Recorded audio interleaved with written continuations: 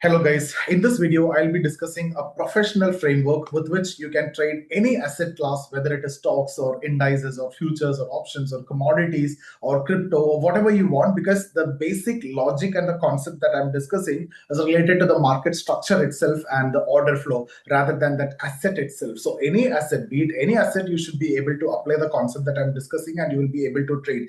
And see, many traders learn smart money concept but still actually struggle with the execution. I know when I interact with many of my mentees or others, my clients also, I know that they know the basic concepts like smart money concepts, and there is no problem in learning or understanding those individual concepts like liquidity sweeps or order blocks or fair value gaps. All these is easy to learn, easy to implement.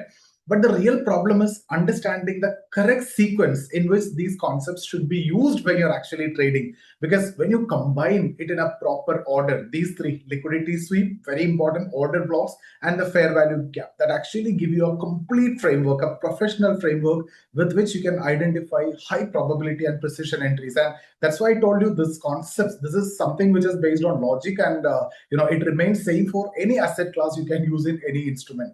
So the core principle here is, see, market generally move through a repeating sequence. There is a sequence like this: liquidity is collected, and then price displaces strongly, and then price retraces. You might have heard in my live sessions and all, I always talk about, let's don't trust this breakout. Even if it's a breakout, let's wait for a retracement. So price retrace in 90% of the cases, right? And then the trend resumes after the retracement. So the objective is basically to identify each stage of the sequence, right? Whether how liquidity is collected, the price displacement, price retracement, and trend resumes. And we need to enter before the trend resume again.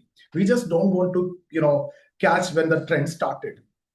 So we need to identify the sequence, and then we will enter during the retracement rather than chasing that initial move. So when you chase that initial, let's say this is a breakout candle. If you chase here, your stop loss is this. But when I know there is a possibility of retracement, it is better to wait for retracement. Even if I don't get it, it's perfectly fine.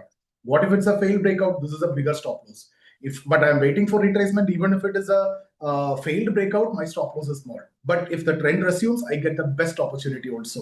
Right? So I just ignore if an initial move. I don't trust that initial move. I'll always wait for the retracement. Whether I'm going to see a failure in this, but still in that case, my stop loss will be smaller. So let's try to understand first these three core concepts in this video itself. I'll try to summarize it. I may not be able to explain it fully, because then it is going to be each of these concepts I may take 1 hour, 1.5 hours. That's how I normally teach if I want to teach, right? But yeah, I'll summarize it. Let's start with liquidity sweep, and then we'll discuss order block, and then I'll simply explain the fair value gap. In simple terms, fair value gap is the imbalance which is created in the market. And each of these serve a different purpose, and that's why let's try to understand this first, and then we will see which order we need to go. So the first one, let's identify the trap. That is a liquidity sweep.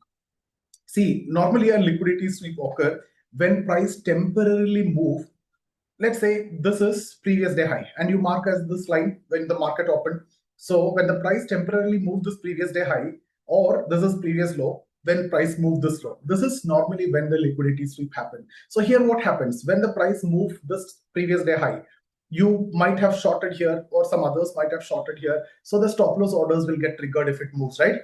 And people also mistakenly believe when the price is taken out this high, it's a breakout. So there will be breakout entries and there will be some pending orders. So that is basically creating liquidity that larger market participant can basically use to execute position. So that's where the liquidity sweep is coming.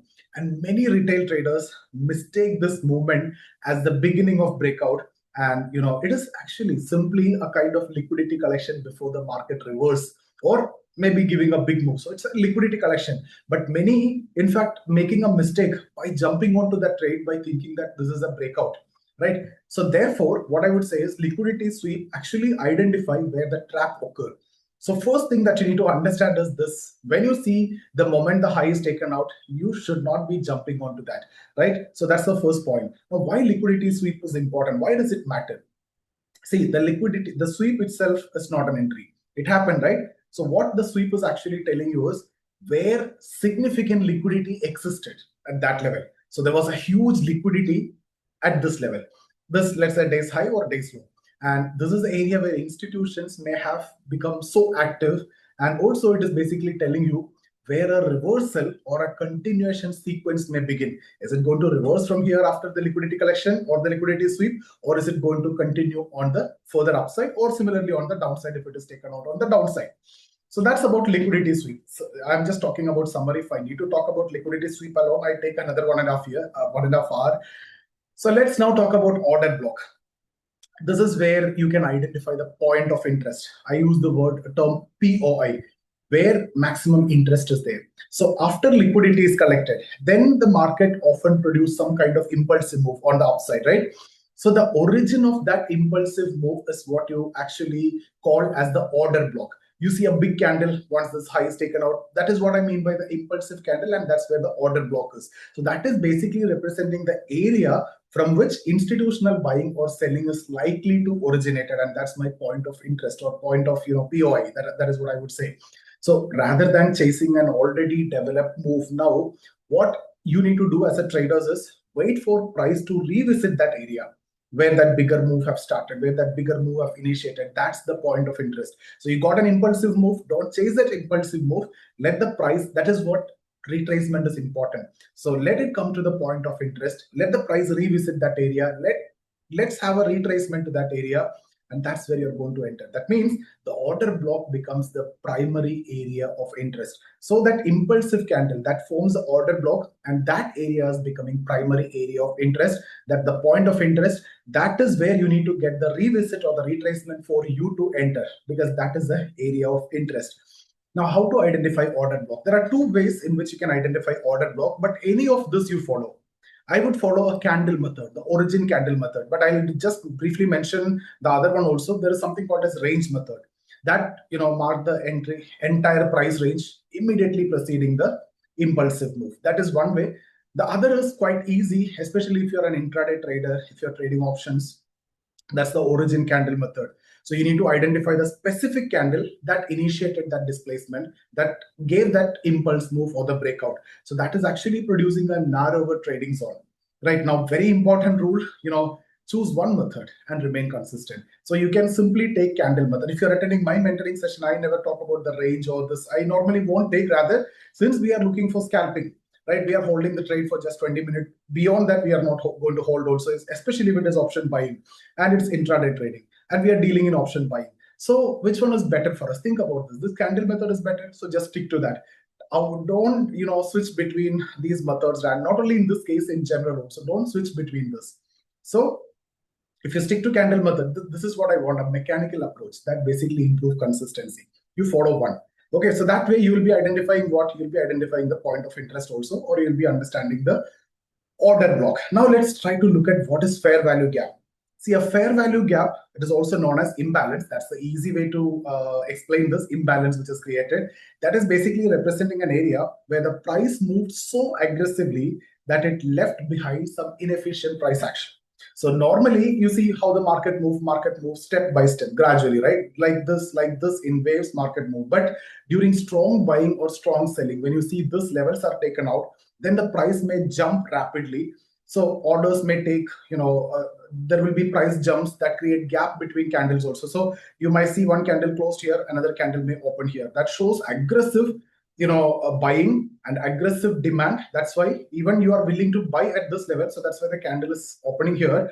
That means that is again creating a gap, right? So that is happening normally during strong buying or selling pressure when it is existing in the market. Otherwise, it is gradual. Every candle close will be the area where the next candle is going to open. But there will be certain scenarios when aggressive buying or selling pressure is there, you will see the gap between candles, right?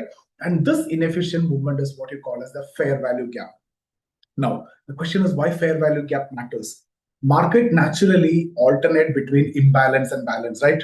Always market try to be in equilibrium. So when an imbalance is created, price often revisit that area before continuing the trend. That means if there is a gap created, price tend to fill the gap. So market don't want imbalance, we want everything to be equilibrium. So balance need to be created. So if there is an imbalance, that will be balanced. So fair value gaps basically help to refine entries inside a broader order block. So if you get a larger candle, that is your order block. Within that, if you see any such candles or fair value gap, right, that will be your more refined entry opportunity that you're actually getting. So what you understood, there is a liquidity sweep. Market is telling you, an impulsive move. You understood the point of interest, and now you're getting a better entry upon retracement. So always make sure that you'll be entering upon the retracement. Now let's try to understand the relation between each of these concepts. In fact, each of these concepts have a different role. So liquidity sweep, when that I told you, is actually showing where the trap occurred. And if you look at order block, that is actually showing where institutions likely entered. That is why that impulsive big candle. So that is actually telling you where institutions would have entered, where the large triggers have happened, the buy sell orders have happened, or the algo trades have happened. Now the fair value gap is telling, or that is providing the precise execution zone for you so that your stop losses will be lower in case if it is failing. So that is a precise pinpointed entry. Now, the simple framework is, see, you can summarize whatever I discussed in this way. You got a liquidity sweep, you identify the order block, you identify the fair value gap, there you enter when the price retrace. Simple. You got the big candle, you got the impulsive candle, you got that levels to be taken out, you got the volume, you got the order block, you got the point of interest, you got the fair value gap. Just wait for the retracement. Oh, this is all what you need to do. I hope this is very clear. Now let's try to understand this in 5 steps. I'll make it in 5 steps so that the beginners also will be able to understand. So see, it may take a lot of time for me to show, taking that structure as an example. So this is easy way to convey. So that's why whatever I know, this knowledge speak in itself. So those who are already trading, you can relate it. Others, it will be slightly difficult. Okay. Now, first you need to identify the market structure. Before looking for any entries, you need to first determine the overall trend. For example, if price breaks previous structural high, that indicate a bullish break of the structure, and then the market bias is becoming bullish. So we'll be looking for upside entry. Then you identify the liquidity sweep. So look back at recent price action, look for equal highs or equal lows, or the swing highs or the swing lows, and determine whether the price have swept that liquidity at that area. If no liquidity sweep has occurred, then do nothing, just wait. That's the only thing that you need to do. And then third, if the liquidity sweep occurred, then what you need to do, mark the order block. Identify the origin of the impulsive move, and that becomes your order block. That tells your point of interest, right? So that is basically represent the area where future pullbacks deserve attention. And then mark the fair value gap if you can find any. After the impulsive move, inspect the candles, check the candles, look for gaps created by aggressive moves. The larger the imbalance, the greater the probability that price may revisit it, and larger the probability that will act as a support or a trend, the reversal zone. The momentum will continue from there.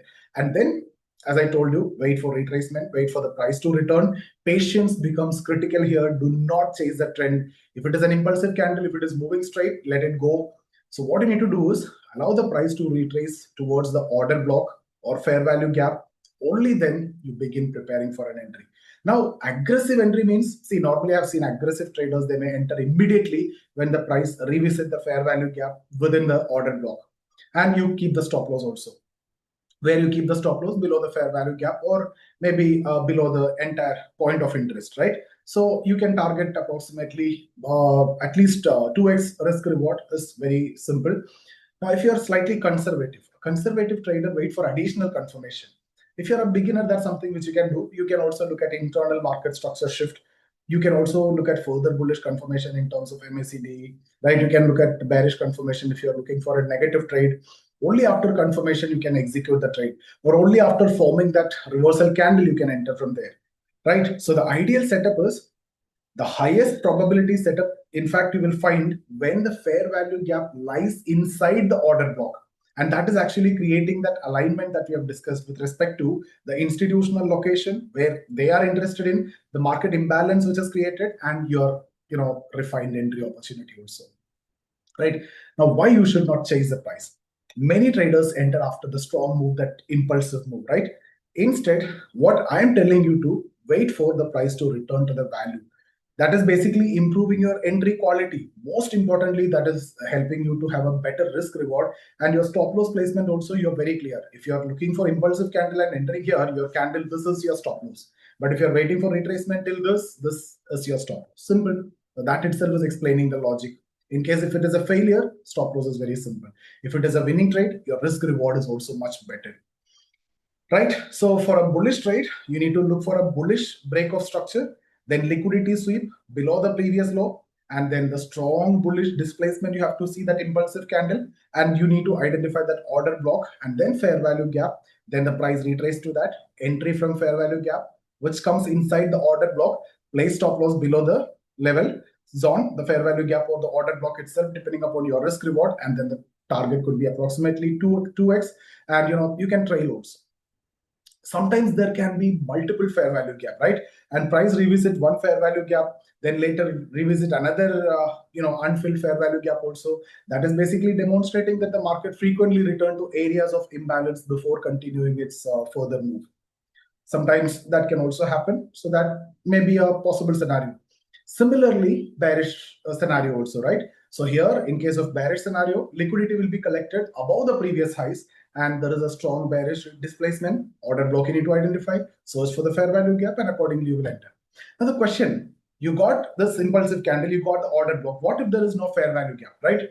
Sometimes there is no fair value gap is formed, right? In that situation, entry can be taken directly from the order block. But we just need to wait for the retracement. That's it, right? So the framework still remain valid, just that the probability is now slightly reduced, or your entry is not that refined. When you're getting fair value gap within order block, that's the more refined entry that you're not getting here. Otherwise, it is perfectly fine. Now, where is the stop loss placement? When you are entering from fair value gap, place the stop loss below the fair value gap or the point of interest. When you're entering directly from order block, stop loss generally becomes slightly wider, that impulsive candle, because your order block is based on candle, not range, right? So these are the main points that I want to discuss. There are some advanced concepts also, advanced refinement also, which I can discuss.